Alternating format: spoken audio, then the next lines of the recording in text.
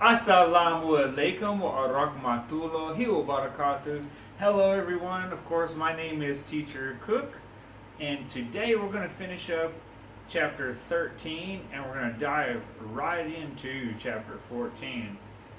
In your books, you'll notice that we're still discussing a lot about adverbs. You know, adverbs are everywhere. So let's get right into it. Come on, join me, open your books, and let's get busy, okay? Okay, guys, if you look in your books on page 80, you're going to see a whole lot of stuff we can read, right? Okay, what I want to do is move this so I can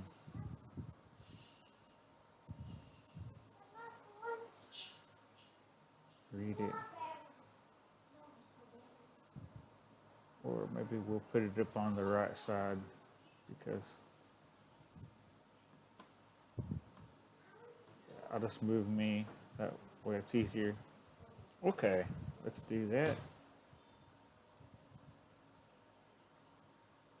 All right, adverbs tell us more about verbs. We use some adverbs to tell others how to do something or to talk about how something is done. Adverbs that tell how help make our direction or instruction clear.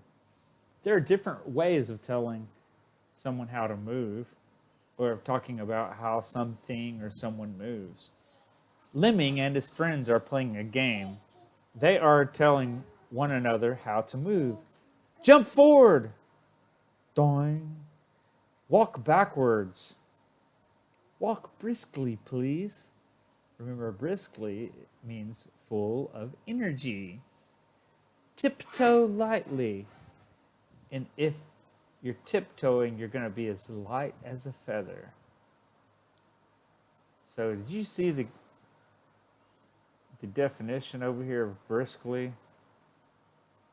Well, you can see it now, I'm sure, because my picture's on the left-hand side. Briskly, an active, quick, or energetic walk. That's pretty cool, right? You can see that. Awesome. Now look at the top of the page on the right-hand side on page 81. There are different ways of telling someone how to ride a bicycle or drive a car, or of talking about how someone rides a bicycle or drives a car. But what you must remember, guys, is when you see someone in a car and they're traveling, it doesn't mean they are driving. Traveling and driving are actually two different things. Lemming and his friends are at the road safety park. These are some of the instructions the officer gives them. Ride carefully. Ride quickly, but safely. Don't ride carelessly. Don't drive dangerously. So you see carefully, quickly, safely, carelessly, dangerously. Don't live dangerously. All right, let's go to the next page. Page 84. A few days after Lemming found the treasure, he fell ill. Was it coronavirus? Oh my gosh, I hope not. Let's find out. I have been sick since this morning, doctor. You have chicken pox. Just look at all your spots. I'll put this thermometer in your ear for a few seconds, Lemming. What must I do, doctor? Take this medicine every day for a week. Rest in the bed for 1 or 2 days. So I can't go to school? No, you cannot go to school, not only because there's coronavirus, but because you'll spread chicken pox to every other student so very easily. You must not go to school from today on out. You will be sick for quite a long time. You must stay at home until the 7th of October. Oh my gosh, doctor, that's like 8 months away. When will I get well, doctor? You'll recover in 2 weeks.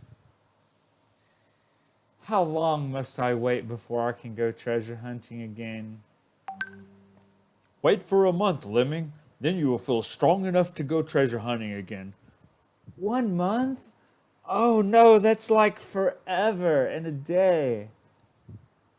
Some words and phrases help us talk about how long somebody does something or how long something lasts. We use for to talk about how long an event lasts. Wait for a month, Lemming. I'll put this thermometer in your ear for a few seconds.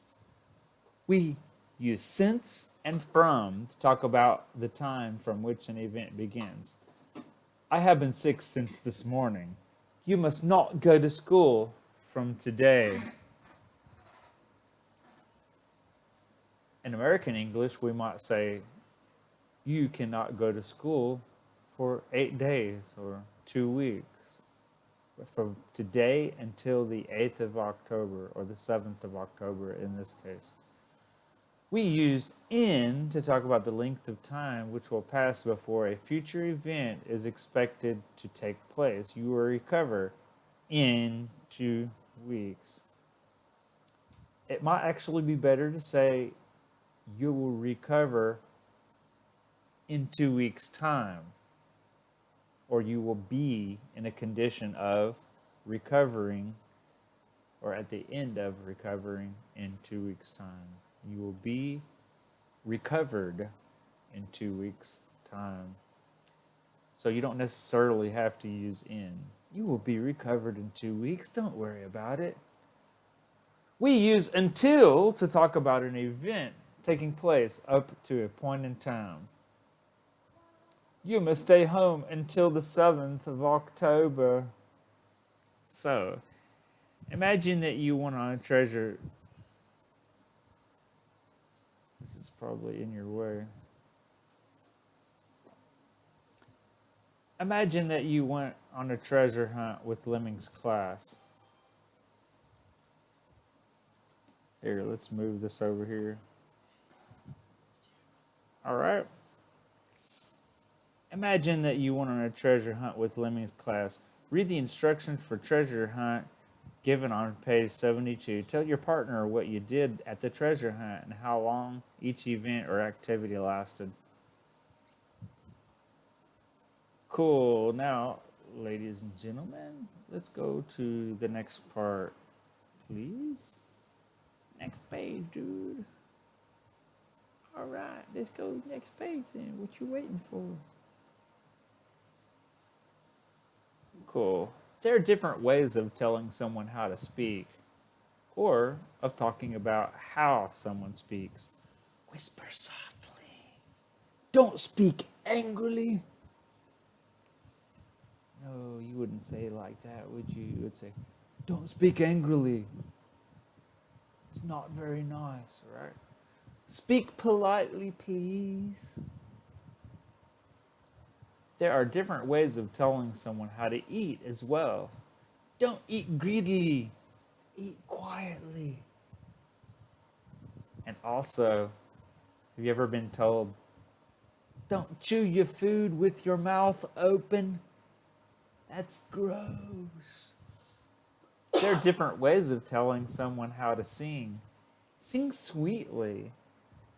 Don't sing loudly. There are different ways of doing most things. Adverbs help us to describe them. Sing sweetly.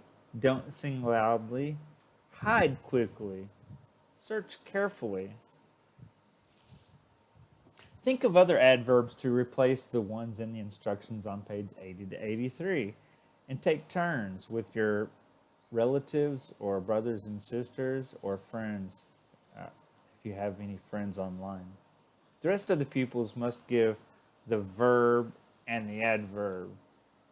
So like this, the verb would be to sing loudly describes how, right? On the left page, we're going to see whisper is the verb. Speak is the verb. Speak is the next verb also. And eat. Cool. Very simple, right?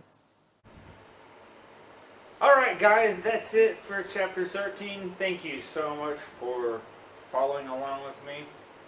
And next, in chapter 14, we're going to be looking at more adverbs and adjectives. All right, guys, let's get to it.